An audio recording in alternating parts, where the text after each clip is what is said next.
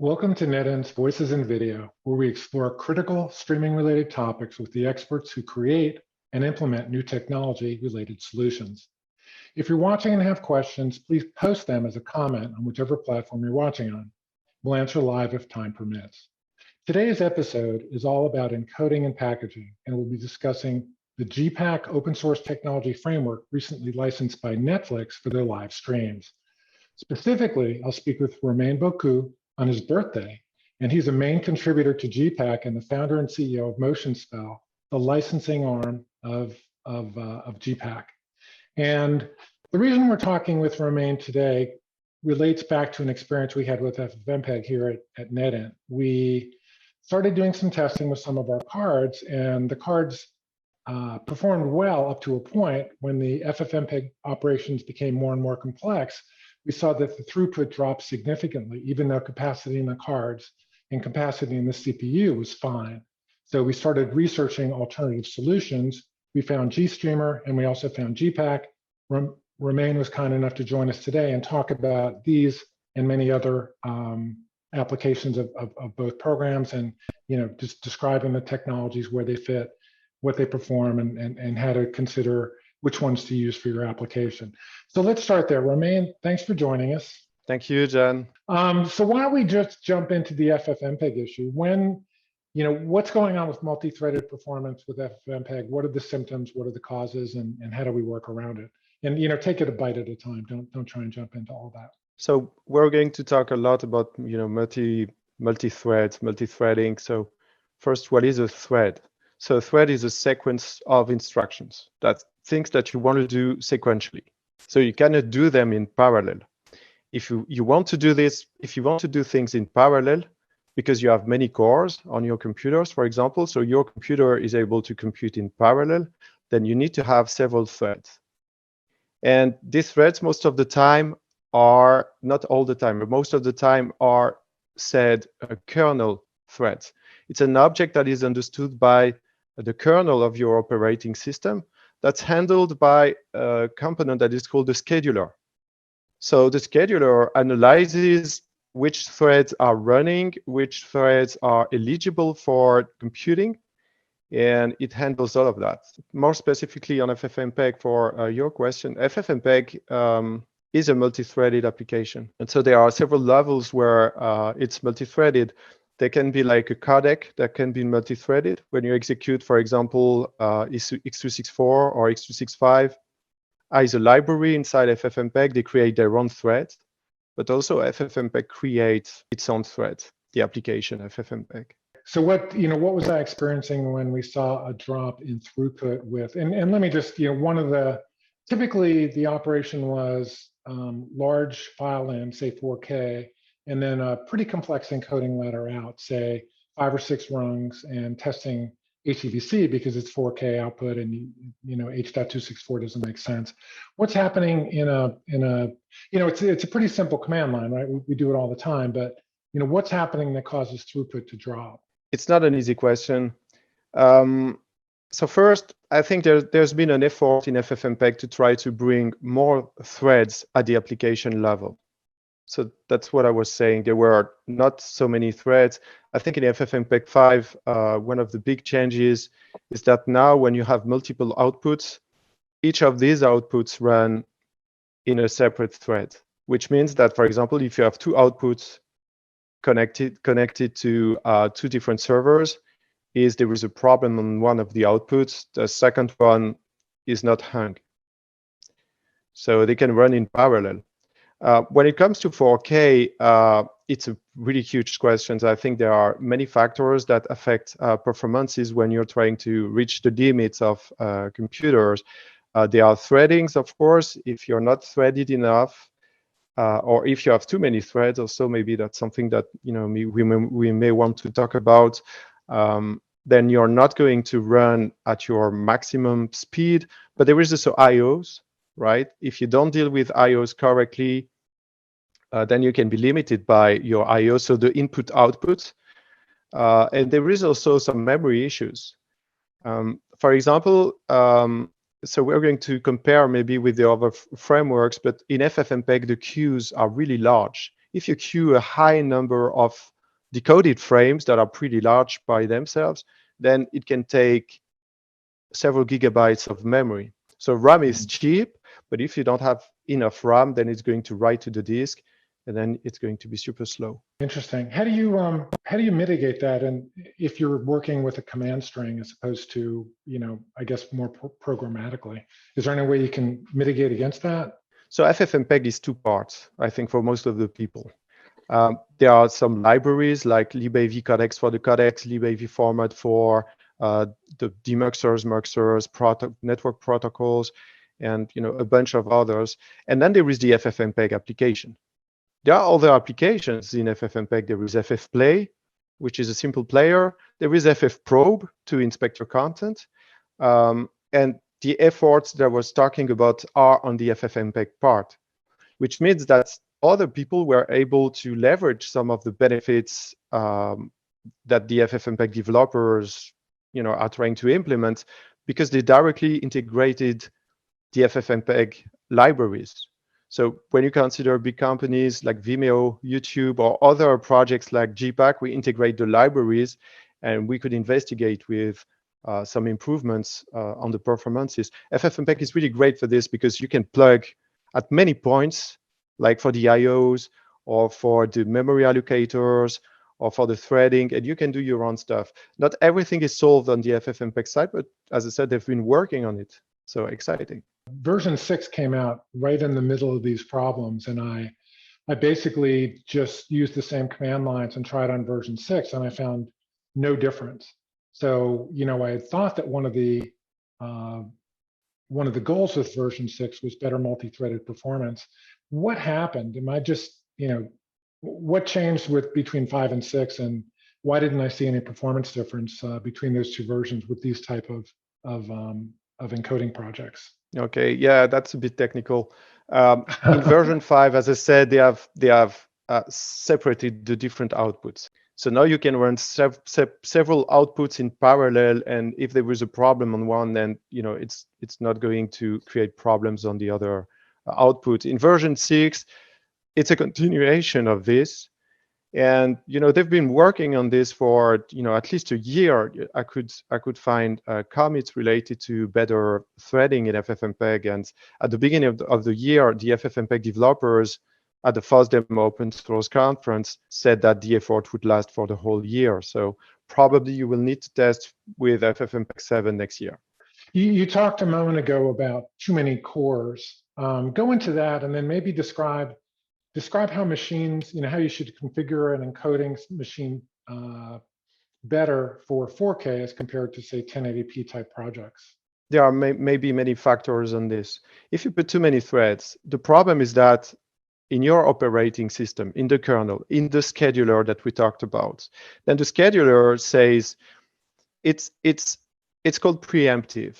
It allocates you with slices of time, typically tens of milliseconds, and each tens of milliseconds is going to look if there are some new eligible tasks, so that everybody can have some time to execute.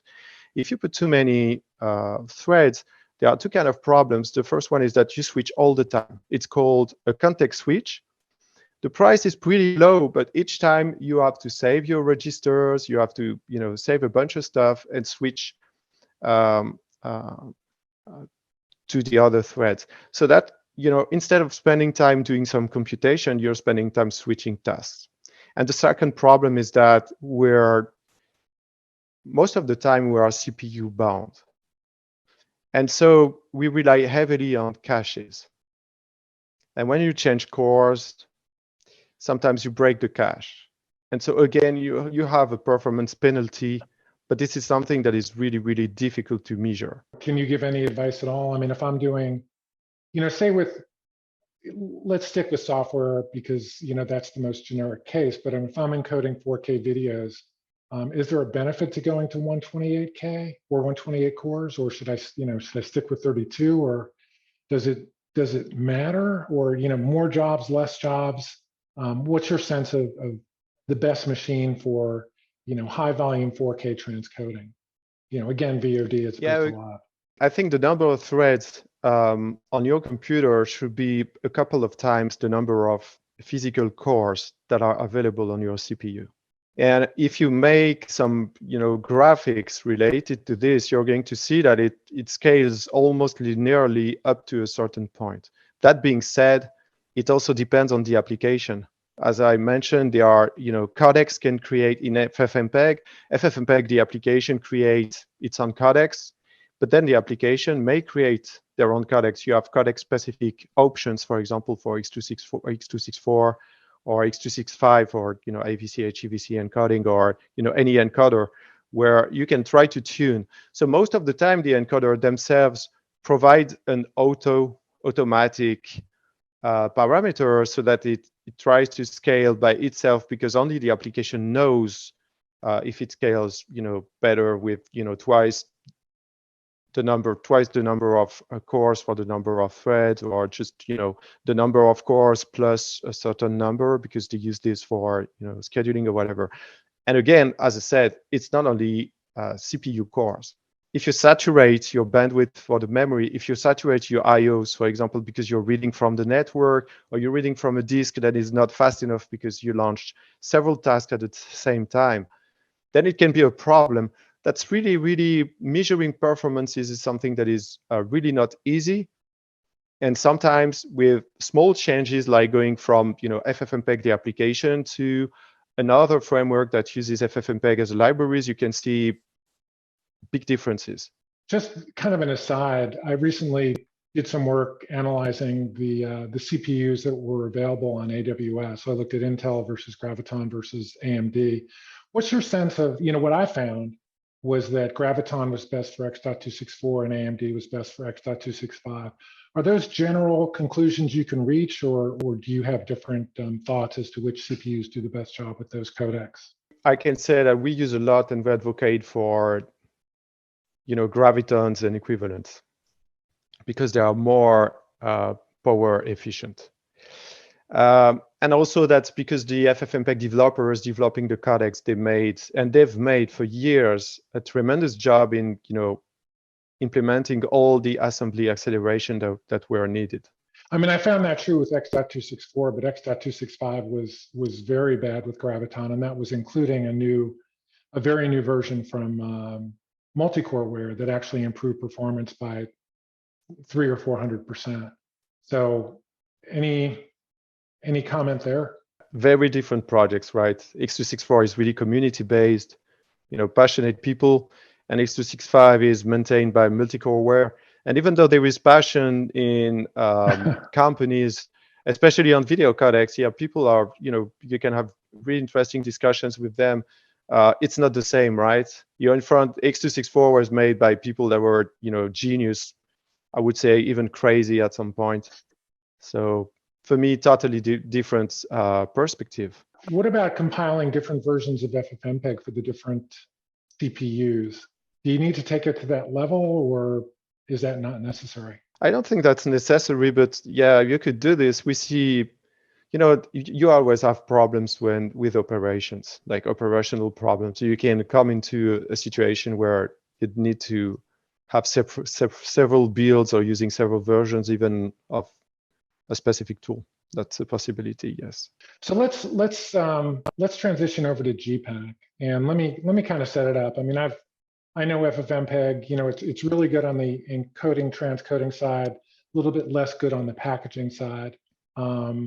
We use Gstreamer as kind of a workaround for some of the bottlenecks that that I described a few minutes ago. That worked pretty well. And then, everybody, I've known you for years and known about GPAC for years, but you really came to prominence when Netflix licensed the technology for their live streams.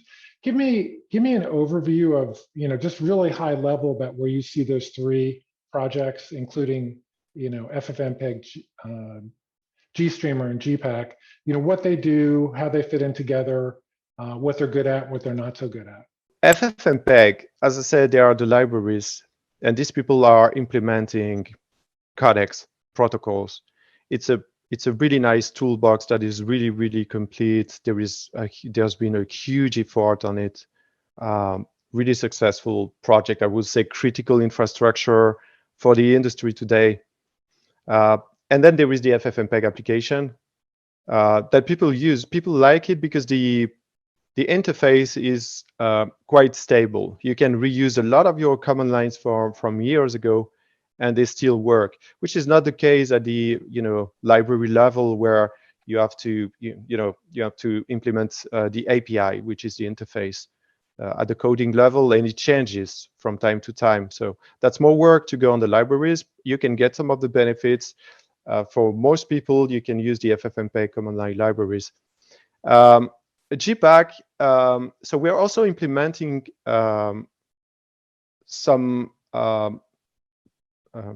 standards and some streaming protocols. So we're really experts on this: demuxing, muxing, packaging, encrypting, streaming. We are active at standardization. So we have a lot of R&D. That's the difference, for example, with FFmpeg. And inside GPAC, we have our own code, and we integrate it with other libraries, and FFmpeg is a big one for us. It's a big dependency. And we leverage a lot of FFmpeg for our customers, our users in general. Gstreamer is more like an aggregator. There is no real code being implemented in FFmpeg, even though it has changed over time. But its ambition is to aggregate everything into this kind of what they call elements, which are kind of modules that you connect together in a big graph. So Gstreamer is really good at this. You mentioned that Gstreamer, could handle some of the bottlenecks that you had with FFmpeg. The framework is really more complex. And for example, we were talking about saturating the memory. Gstreamer has nice mechanisms for this. It pre-allocates the buffers. It never allocates on the fly, which is also something that FFmpeg or GPAC do. But with Gstreamer, when you have a queue, a buffer, when you are high in the buffer or low in the buffer, it's going to emit a message. And so I was talking about the scheduler. This is something that is important. At the Gstreamer level, they can decide to execute or to not execute some of their elements just because the buffer level is high or not high. And so you avoid saturating, for example, your memory usage or whatever, because when a buffer is full, there is nobody that's able to push data to you, for example. So that's a precise example of where Gstreamer may have better performances. GPAC is also quite flexible, and we have all kind of, I think, intelligent mechanisms to try to handle performances in the best way. But again, it's magic by default. There is a lot of automation, and if you don't like it, you can disable it, and there is a lot of flags to try to control your performances depending on the whole environment that GPAC may not be aware of. It's not like when you run these tools, there is no something that is benchmarking your system and then says, okay, the best flags for you are this or this. It's just saying, how many CPU cores do I have, or how much memory do I have?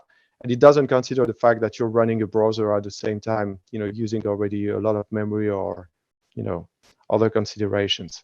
Let's look at the individual, I guess, components of what I want from an encoder packager. I mean, it feels like, again, FFmpeg is very strong on the encode side, and it's very usable, very accessible.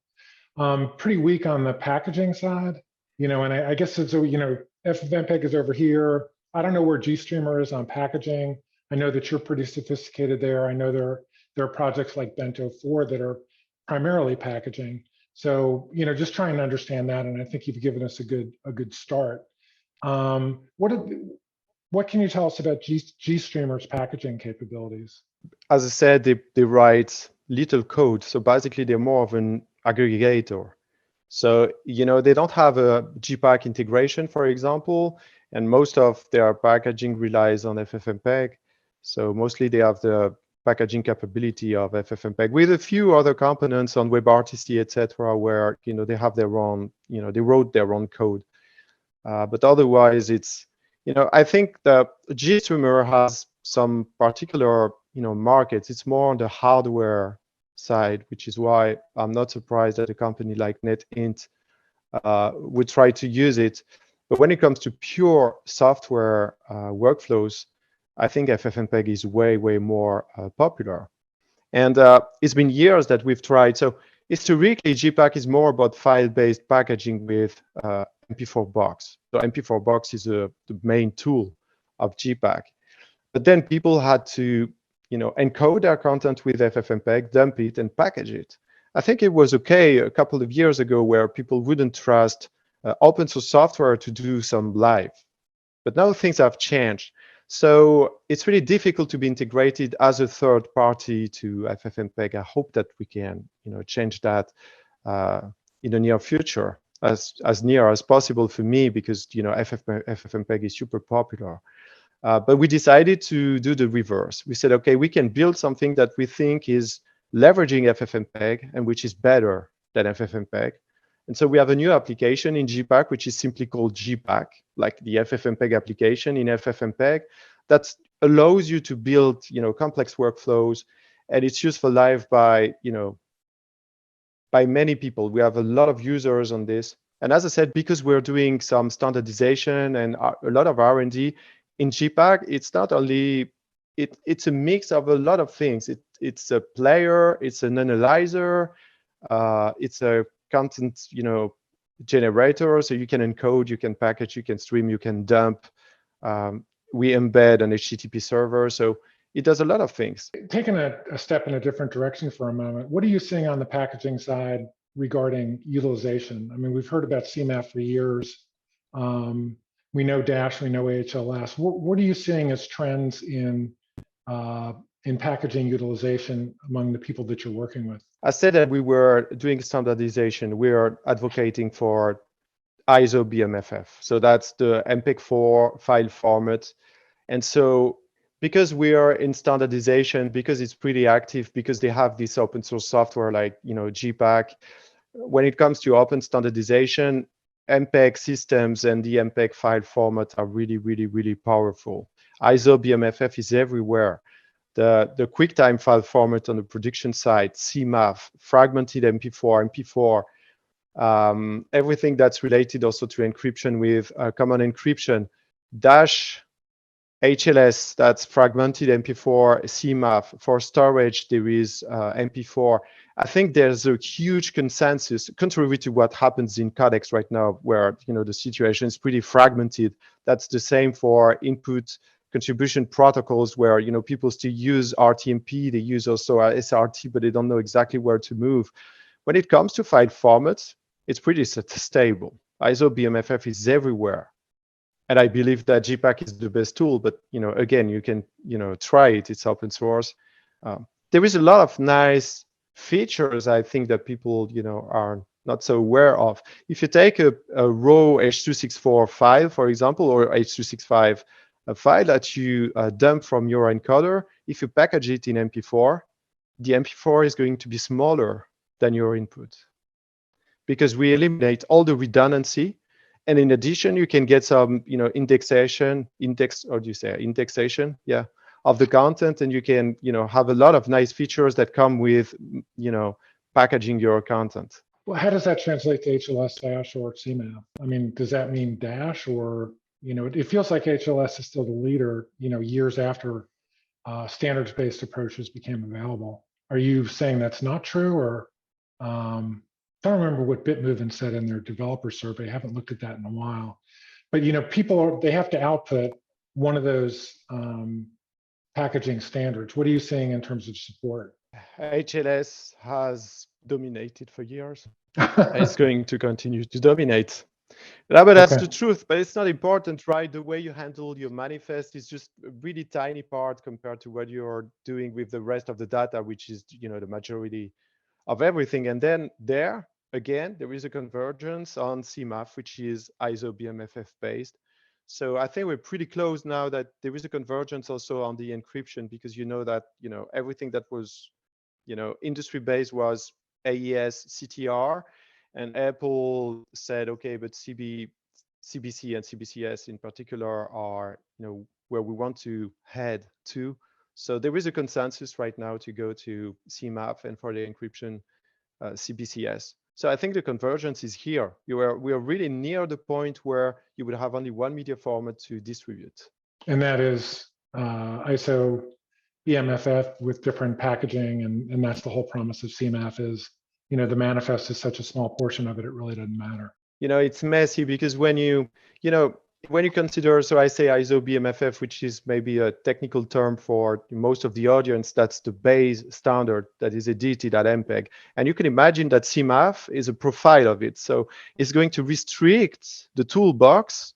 I would have liked it to be restricted to a point where you say, okay, I need to package this, and you know exactly what's going to be out, like we have for bit accuracy, like we have for codecs. When you take an encoding stream, you know exactly where you're going to have as an output. It's not that true anymore. There are a few discussions on that, but basically that's what you have.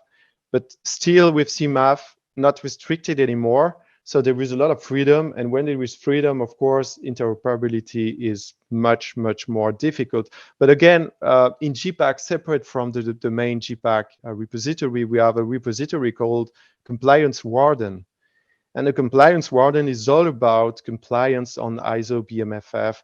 And maybe one day we'll get some sponsors to have the full ISO BMFF and CMAF stack, so that people can actually have some better compliance on this.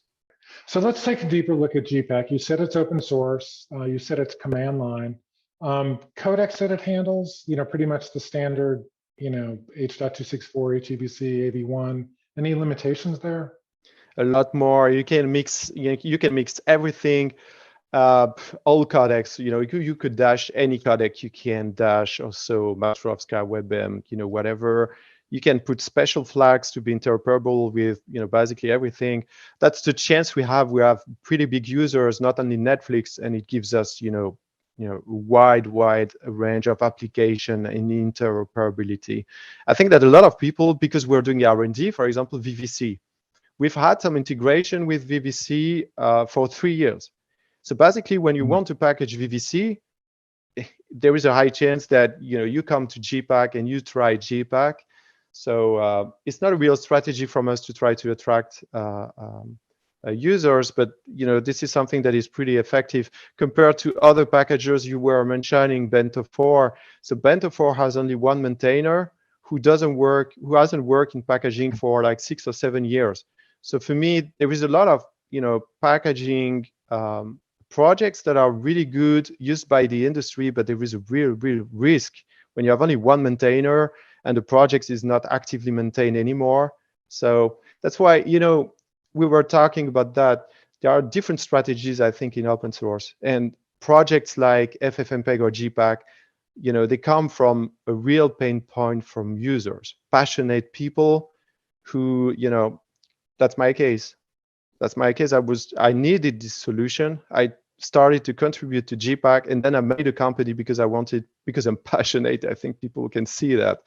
I'm passionate about it. I try to find a way to make it a living. And also with GPAC licensing, the commercial arm of GPAC inside MotionSpell, to allow other people also to, be able to live off their contributions. Okay. FFmpeg, they have the same, right? They have FF Labs now. They had a booth at NAB. And for Gstreamer, there were these two companies, Fluendo and then Collabora. I think that's really important to give the industry confidence that, they are real people, supporting the project and understanding their needs. It's not a bunch of teenager kids, in their garage, because sometimes that's the feeling that you can have if you go, for example, on the FFmpeg bug tracker. You can be, have a wrong image, but still they are trying to build something for the industry. I mean, they're tremendously talented programmers. What about, looking back at GPAC, what about HDR? I mean, Dolby support's huge, HDR 10 Plus is huge. What are your capabilities there? We support everything.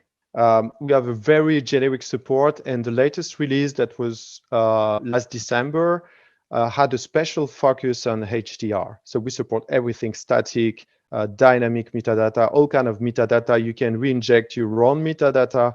You can fix the metadata along the stream, because sometimes there is a lot of streams that are just broken. Let's frame it this way. So we support everything. And again, we have a really deep integration with FFmpeg's internal that allows us to take like the raw the matrix coefficients and the color space, etc., and to map it into something that would be recognized as Dolby Vision or a HDR10 or HDR10 plus, etc. Where does the Dolby licensing come in? And I guess taking a step back, can I do Dolby Vision with FFmpeg? I know I can do HDR10 plus, but can I do Dolby with FFmpeg? And what about the licensing? Is that just device decode side, or is that on the encode side as well? I don't know. I know they support it on the encode side. They support the metadata, like they have some special side data that comes with the packets of the data, and they support it. That's all I can say. I don't know more about this, but that's sufficient for GPAC to package it. One of the things that's kind of been interesting to me is the compare and contrast for commercial software, like you can get from a number of vendors. Harmonic comes to mind. What are the pros and cons of open source versus buying a commercial version that's going to have a pretty extensive UI? It's going to have a lot of testing. It's going to have people you can call and get support from pretty easily. What's your sense of that decision? Well, I think there are several reasons why you will want to do that. I had the chance to talk at NAB at the NAB Streaming Summit with Netflix, and they explained that they do it first because it's open standards. They don't see how they could compete on this. It's not their goal now. They are pushing contributions there. They want to compete on other things, not these open standards. And I think Netflix made a demonstration when they migrated to GPAC. They moved super fast. Like you see Bandersnatch, you see evolving a new generation audio codecs. They announced an ad-based tier. They moved to live. I don't know any company able to move that fast. So I'm not saying it's 100% because they are using open source or whatever, but clearly that's points where packaging is crucial, right? How do you make sure, if you're doing interactive, how do you make sure that you can stitch your content? Do you know any commercial tool that says, okay, I can stitch and create scenarios on this? If you don't control exactly what a packager does, you cannot do this. So, and again, when there is new codecs, when there are other things, using an open source tool, you can leverage the work that has already been done by the community. So I think that's important. But that being said, Netflix is a pretty innovative company. So we have the chance to have them like as sponsors, and also they pay us when they need integration of new tools, new codecs or whatever. For us, it's really easy to work with such a company, and we understand that it's kind of easy customers. I mean, they've got a phenomenal engineering team, and I guess certainly a lot of publishers don't have the engineering resources in-house that Netflix does. But let's move to Netflix. Tell us what it is you license to them, and what it's being used for at Netflix. They gave a number. It's like, what was it? It was 1 million. I don't remember the scale, but that's millions of content every month that are being packaged. Basically, they package everything. They mentioned that as I said, on the production side, they handle the content, or at least some of the content with GPAC, because they don't control 100% of the the formats that comes in. Also previews for the journalists, packaging the content for their 200 million viewers. So my understanding is that they package everything. But again, when it comes to open source, the magic is that you don't know what your users do. We don't put telemetry in our tools. That's pure freedom. So I don't know what Netflix is actually working on. If they don't send me an email, or when we work with customers, we have acceptance tests. So that's test basically that we both execute. So that motion spell for GPAC would execute and Netflix would execute, and we agree that this shouldn't be broken. Otherwise, there would be a problem. We send them an email, or when they want to upgrade their version of GPAC, they would have to execute this list of tests to make sure, to give them confidence. So that's the only way for us to know how a customer actually uses GPAC. So is it for live? Is it for live and VOD, or you just don't know? I don't know. I know for VOD for sure. we were not able to talk about live for the NAB presentation, but I hope that, if there is some GPAC involved, we can also share things. They have a really great technical blog, like many of the companies. And so it would be great if they could communicate on it, but, I don't know, maybe this needs to mature also. I'm not into, as I said, Netflix or any other customers internal. We're a pure technical vendor. So, I mean, that leads me to the whole, open source versus for fee. And I mean, how does that all work? It's open source software, which means I can use it. Or can use it for anything I want. How does it evolve that I end up paying you? Is that something I have to do, or is that something I may want to do to get support, or how does that work? That's something that you may want to do to get some support. You may want to support us also. If you use us and you're successful, you may want to support us so that the project continues, is sustainable, basically. But there are sometimes the open source, the GNU LGPL license is a bit tricky for companies to deal with. Like you cannot forbid reverse engineering and these type of things that you look twice if you want to accept such clauses. So we're in a position to do a license GPAC, and so we can emit commercial licenses. But it's these licenses. It's not. We're not looking specifically into details. What is important for us is that people have a solution. We're building really a platform, and I'm pretty sure I have all the statistics. Of course, I'm pretty sure GPAC is going to be it's a majority of the packaging now is done with GPAC. And so I'm pretty sure, as I said, because we're on open standards, I'm pretty sure that there is not going to be a lot of competition on this. I think it's going to stabilize. We have ISO BMFF, which is a really good technical basis. And once the innovation slows down, and I think it's going to happen on where we are. I hope so.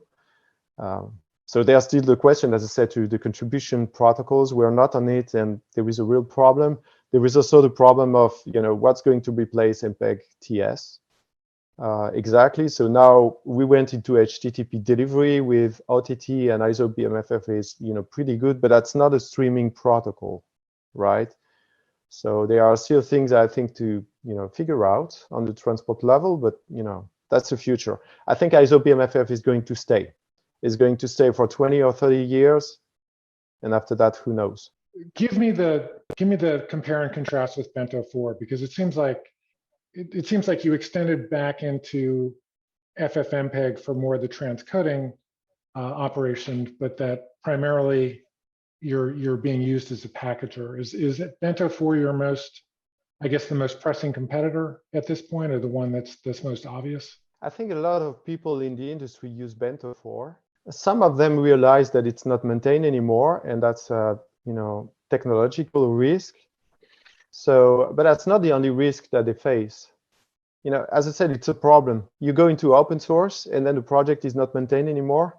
You're happy with the project, but then there is a new video codex that appears. Who's going to implement this? If you have nobody to coordinate the developments, what happens? So I think. Again, that's what I think a lot of people like GPAC, and they go to see us because there is an active community. It's an active project. We are always ahead of time. Everything is easy. Everything is flexible. There is a commercial arm. So I think that maybe the next move for us is also to help customers to migrate from Bento 4 to us, just because at some point there is no solution. There is another competitor, pretty big, in the same area, that's Shaka Packager. Like the two main maintainers are not working on it. There is a lot of people who came to sales and said, what do we need to do? It's a Google project. We need to de-Googleize it. And then we need to maintain it. And when there are new codecs, who's going to do this? Even for big companies, there is no inside resources. Netflix is the proof of that. They had their own packager, and they decided to move to open source. And then some of the companies who went to the wrong, they couldn't know, to an open source project that is not maintained anymore. Now, what do? Either they invest on something else, like GPAC, or they need to maintain the tool that is not maintained anymore, or create a community around it or whatever. So I think it's also our responsibility to help people migrate easily to us. Okay, I should note, I mean, I went and I'm doing a talk at Mile High next in a couple of weeks, and I looked at I mean, there are some responses to questions posed on the Bento 4, whatever the resource is for support. I don't know if there's any new development. There have been responses within the last 2 or 3 weeks. So I don't know what that means. I just want to mention that because I don't want to, I'm not saying it's not better to switch over to your tool. I'm just saying, there are signs of life there that may be different than what it is you're expressing. I think people can, there are things that you can have a look at, like how many open issues in a project, how many pending pull requests. It gives you, a sense of, is the project active? Are the people, are there enough people to, deal with the activity of the project or whatever? I think that for people, comparing open source projects, most of the time they're comparing the stars, which is on GitHub, when the projects are on GitHub, which is a good indicator of the popularity of a project. But then look at the open issues. What about, I'm actually looking at GPAC now to integrate into the same talk. What are the educational resources that you have? That's going to be important both for new implementers and for people switching over from Shaka and Bento 4. How developed are those capabilities on your website? The website is pretty old. It's just, it dispatches users. That's that's all it does. We have a pretty good wiki that's hosted on GitHub. So if you make searches on GitHub directly, you can find a lot of things. And if you read the README, in the front page, we give a lot of pointers to our test, our build boat. There is a Doxygen for developers. But yeah, again, I think the wiki is the best entry point for people. And then on the command line, we have some really good magic. If you make GPAC -H and you put, whatever word, it's going to output everything that is related to this word. And by reading the doc, you will learn that we have several, level of verbosity on the help. So as I said, we want to make it magic. I think that for a lot of people, command lines can feel painful, and the learning curve is really, really important. What I would like is that in the future, we have a graphical interface. I think that would be great for people to see, what's happening, etc. Because multimedia is a lot of magic. You have H.264, it's Annex B, and then someone has to take care of this. That's the same AAC, implicit signaling, ADTS, LATM. That's a nightmare. When you don't look into the details, it can be a nightmare. And I think people would, educate themselves by having to, some, graphical interface showing to them what is the actual work that's being done. And I wouldn't do that only for users. I would do that so that, we can also, keep talents and, make it less, less complex. I think talent is,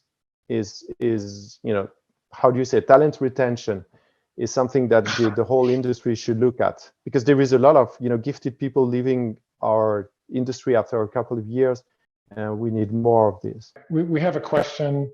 Can you describe the extent of your VVC support? And I guess VVC, I know Fraunhofer had an issue with getting their VVC implementation into FFmpeg. So which version are you supporting, and how does that work? Yeah, we're pretty up to date because we have a close integration with the people of OpenVVC, which is an open source VVC decoder. They have some integration in FFmpeg, and so we're following the latest developments of the standard. If that's not the case, just open an issue on our bug tracker. But we're pretty up to date. There is MPEG this week, and so we're going to make an update if there are, fixes to the spec or additions. Another question on your inspector. What can your inspector do, and how is it different from, say, media info? Yeah, okay. So I think media info is a great inspector. It's you take media info, the name of the file. You can go command line. You can go with the graphical interface. It gives you immediately an overview. But one thing that it doesn't do is inspect the packets, like deep inspection of each of your packets. And GPAC does that. We have several, levels of verbosity, and so it can display general information. And I would like, as I told you, that I want to improve that, maybe a graphical interface so that people can, navigate into the content, and then you can go deep, deep, deep, deep, up to the point of every bit that's been parsed. That Netflix had they had an anecdote about this, that GPAC was really, really picky and really deeping, going really deep in the bit streams. And actually it was reporting, or they were able to report errors on some standards where, files were already widespread. And then you have, what do you need to do in this situation? Do you need to modify the standard, or do you need to ping the other implementation and say, hey, you should modify what you're doing? One last question: what is motion spell? I think you mentioned that at the start, but and we just got a question in that relates to that. Is what are the licensing terms for GPAC and FFmpeg? So what is motion spell, and what are the licensing terms for GPAC and FFmpeg? So MotionSpell is the company that holds the commercial arm of GPAC, and we're also making products, most coming from the GPAC technology or related. So we have things that are related now. We have an OTT live subtitle inserter for people, having a live OTT stream, but they need to add subtitles on the top of it, and they don't know how to do it. And as I said, also related to compliance, we're doing a lot of work with the biggest companies in the industry. I think that's pretty important. And regarding the license of FFmpeg and GPAC are the same. That's LGPL v2.1 plus.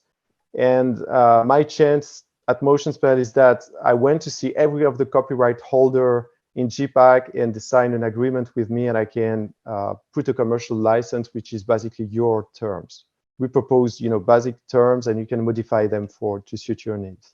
Another question came in: what's the status of mp4box.js? Is that being maintained? It's not actively maintained, and I think that's so.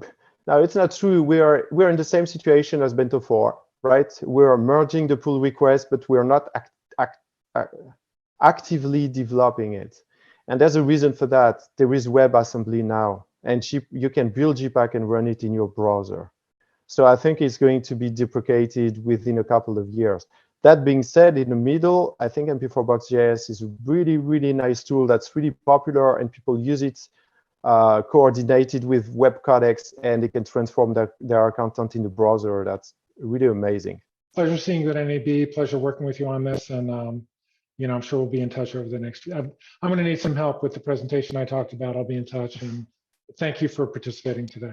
Yeah, my pleasure. Thank you, Jan. Thank you, everybody, for attending. And if you have questions, I'm always here.